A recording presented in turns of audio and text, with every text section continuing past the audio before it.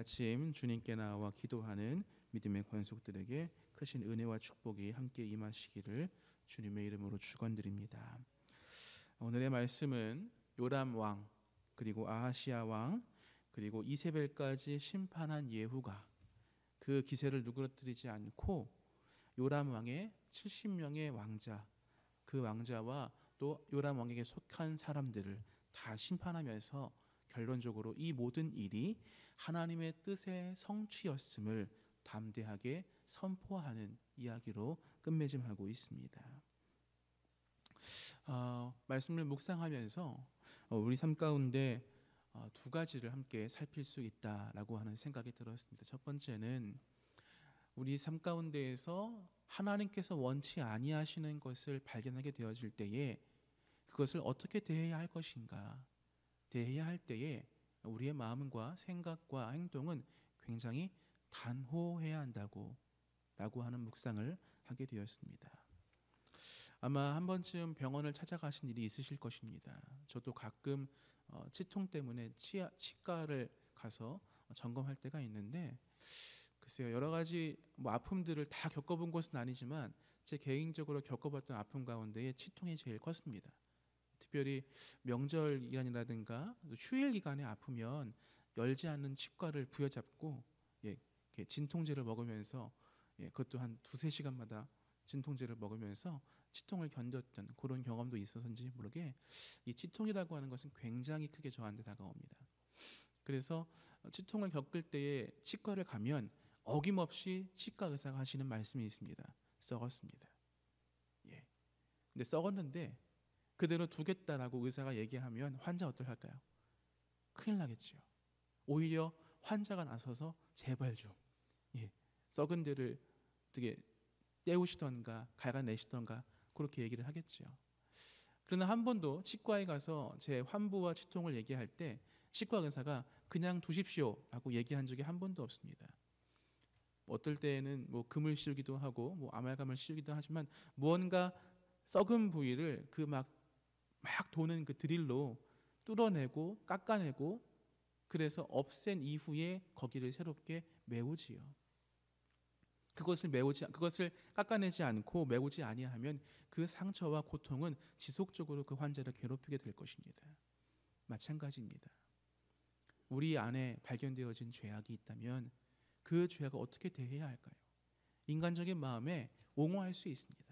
사람인지라 그럴 수 있지 않은가라고 하는 마음 가질 수도 있습니다. 특별히 타인의 죄악보다 나 스스로의 죄악과 나 스스로의 악함과 내 마음에 있는 악독함을 내가 발견하게 되어질 때 우리는 우리 스스로에 대해서 옹호할 수 있습니다. 그럴 수 있습니다. 하지만 오늘 말씀을 통하여 우리는 죄 앞에서 어떠한 모습을 하나님께서 요구하시는가, 때때로 고통스럽지만 아프지만 내 삶에 아주 중요한 부분이 없어지는 것 같은 고통이 내게 임할 수 있지만 그럼에도 불구하고 하나님께서 원치 아니하시는 것은 내 삶 가운데에서 담대하게 제거해 나가야 한다는 것입니다.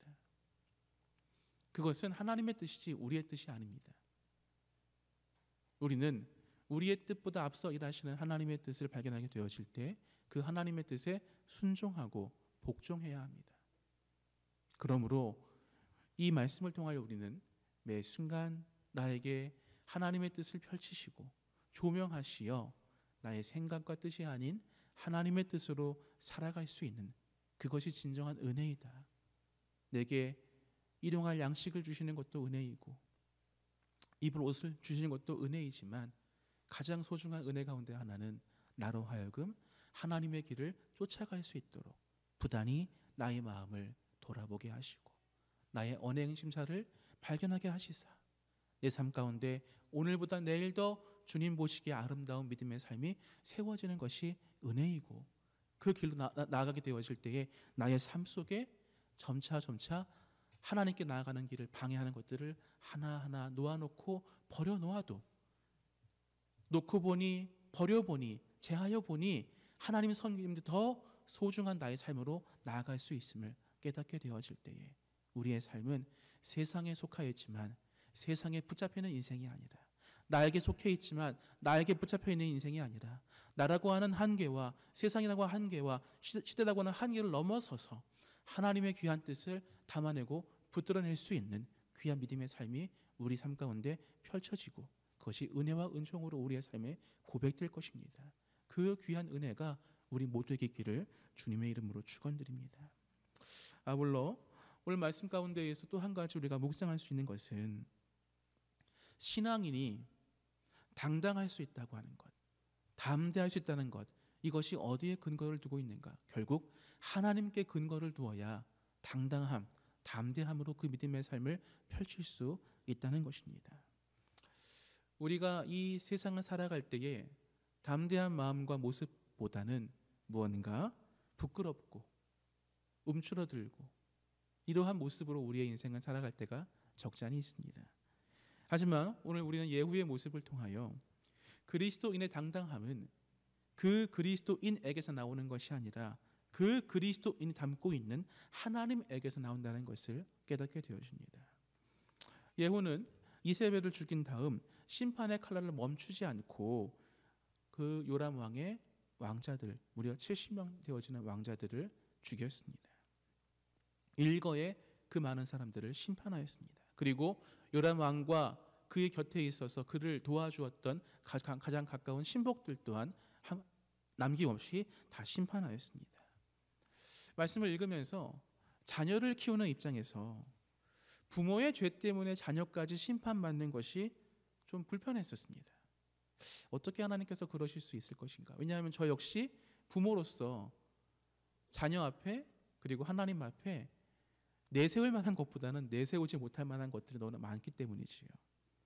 그러나 이러한 하나님께서는 우리의 이러한 불편한 마음 때문에 하나님의 뜻을 거두시는 분이 아니라는 것.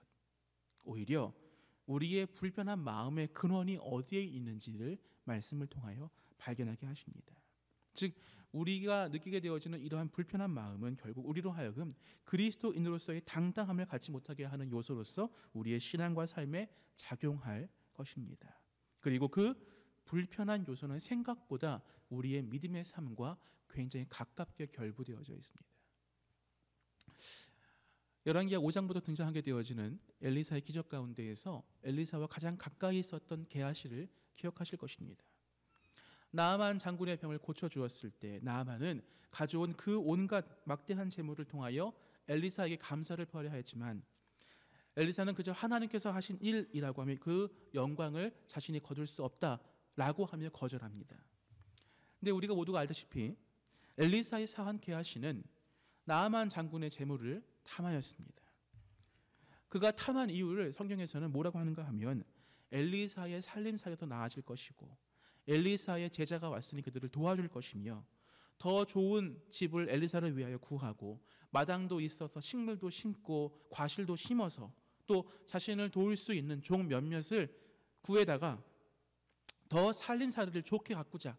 그것이 더 엘리사의 이 선지자 활동을 도울 수 있는 것이 아니냐라고 하는 대의적 의미에서의 탐욕이었습니다. 하지만 결국 우리 모두가 알다시피 게하시는 그 재물 때문에 그 탐욕 때문에 망하였습니다. 우리 모두가 알다시피 게하시는 이미 그 전부터 엘리사가 행한 여러 기적들을 보았습니다. 특별히 수렘 여인의 그 빈 그릇을 기름으로 충만히 채우고 그 채워진 기름을 팔아 그 삶을 영위하는 모습, 심지어 죽은 아들을 살리는 모습, 이런 여러 가지의 기적들 가운데 현장 가운데 게하시 가까이 있었습니다. 어찌 보면 게하시는 그러한 기적들을 통하여 엘리사를 통하여 일하시는 하나님의 역사하심을 가장 가깝게 옥도한 사람이었습니다. 하지만 그 기적을 경험했음에도 불구하고 하나님의 일하심이 그의 삶 가운데 가장 가까운 곳에 있었음에도 불구하고 나아만 장군의 재물에 마음을 빼앗기는 것이 게하시였으며 놀라운 것은 그 게하시의 모습이 우리와 별반 다르지 않을 수 있다는 것입니다. 이것은 무엇을 의미하는가요? 잠시 우리가 우리의 신앙적인 한눈을 팔게 되어질 때 마치 요람 왕의 아들 70명을 일거에 죽인 예후의 모습 가운데에 불편한 마음으로 어떻게 자녀를 심판하실 때 부모의 죄로 심판하실 수 있는가라고 하는 그 불편한 마음, 인간적인 용오함, 그러한 치근한 마음들, 이러한 불편한 마음들이 우리의 삶 가운데 다가오게 되어지는 것, 이것이 바로 신앙적으로 우리가 잠시 한눈을 파는 것이고, 이 한눈 팔게 되어질 때 우리는 게하시처럼 하나님의 인도하심과 역사하심과 뜻을 보았고 느꼈고 깨달았음에도 불구하고 하나님의 뜻이 성취되어지는 삶이 아니라 나의 마음과 뜻에 옹호하는 바가 이루어지는 신앙으로 나아갈 수 있다는 것을 우리에게 증거하고 있는 것입니다. 우리가 아무리 훌륭한 믿음을 소유한 자라 다른 사람들로부터 인정받는다 하더라도 우리 모두는 알고 있습니다. 그리고 하나님도 알고 계십니다. 무엇을요? 내가 얼마나 연약한 믿음을 가진 사람인지. 바람 불고 넘어지고 역경이 임하게 되어지면, 혹은 기쁨과 감사가 넘치고 기도에 응답받게 되어지면 어떨 때에는 낭만과 좌절로, 하나님에 대한 불평과 불만으로, 혹은 교만과 내가 한 일이라 자부하는 것으로 우리의 신앙이 흘러가 하나님 중심이 아닌 나 중심으로 우리의 신앙이 흘러갈 개연성이 너무나 큰 사람이 바로 나인 것을 우리 스스로는 압니다. 아무리 주변에서 저분은 목사이고 직분자이고 신앙생활 오래 하였고 칭찬하여도 나는 알고 있습니다. 얼마나 내가 무너지기 쉬운 자인가, 넘어지기 쉬운 자인가. 그러하면 예후가 70명의 요람의 그 왕의 아들들과 그리고 그와 가장 가까운 신복들을 죽인 일이 마음에 불편한 것으로 다가올 수 있지만, 그 사건을 우리가 바라보게 되어질 때 우리가 발견해야 하는 것은 불편해하는 나의 마음이 아니라 그 마음으로 깨닫게 하시는 하나님의 뜻과 일하심인 것을 우리는 기억해야 합니다. 하나님은 70명의 요람 왕의 왕자들, 또 그와 가까운 신복들, 그들이 요람 왕의 자녀이기에 심판당한 것이 아니라 그 안에 그들이 심판받아야 할 근본적인 것이 있음을 바로 말씀 가운데 고발하시는 것입니다. 그것은 바로 회개, 돌아섬이 없다는 것입니다. 왕자 70명 중 요람 왕과 가장 가까운 신복들 중 그 어느 누구도 그의 아버지와 할머니의 악행에 대하여, 우상 숭배에 대하여 의문을 제기하거나 하나님의 뜻으로 나아간 자가 한 사람도 없었습니다. 악함의 환경 가운데 태어났다고 하여 하나님의 심판을 피할 이유가 되지 못하듯이, 우리 믿음의 삶이 당당함 가운데에 살지 못하는 것은 하나님의 뜻과 섭리가 무엇인지 알매도 불구하고 마음 깊숙이 거하는 하나님을 멀리하려고 하는 욕망과 탐욕으로 점철되어진 나의 근본과 속사람을 우리 스스로가 깨닫기 때문인 것입니다. 결국 환경 탓을 할 수 있으나, 사람 탓을 할 수 있으나, 시대의 탓을 할 수 있으나 결론은 무엇인가? 하나님의 심판은 나와 하나님과의 관계에서 이루어지는 것이며 그 어느 것으로도 변명이나 양해를 구할 수 없다는 것입니다. 예후는 피를 흘린 자입니다. 그것도 많은 피를 흘린 자입니다. 하지만 그 피를 흘리면서도 예후는 당당하게 선포합니다. 너희는 알아라. 이 모든 일이 하나님께서 하신 말씀을 이루신 것임을 너희는 알아라 라고 얘기합니다. 나를 의지하면 당당할 수 없으나 하나님을 의지하면 세상의 판단과 시선과 상관없이 담대하고 당당하며 무엇보다 나의 삶이 아닌 하나님께서 인도하시고 붙드시는 삶을 살 수 있습니다. 그 귀한 삶이 우리 앞에 펼쳐져 오늘 하루의 삶 가운데에 하나님께서 붙드시고 인도하심을 경험하여 유약한 삶이 아니라, 세상으로부터 이해와 양해를 구하는 삶이 아니라, 사람들로부터 인정과 칭찬받기에 허덕이는 삶이 아니라 담대하게 하나님의 뜻이 성취되어지는 귀한 은혜의 삶을 살아가시는 역사가 저와 여러분의 것이 되실 수 있기를 주님의 이름으로 축원드립니다. 함께 이 시간 기도하겠습니다. 주님, 감사합니다. 오늘 말씀을 통하여 우리는 우리의 삶에 발견되어지는 하나님의 뜻과 하나님의 섭리에 거스르게 되어지는 것들을 어떻게 제거해야 하는지 살펴보았습니다.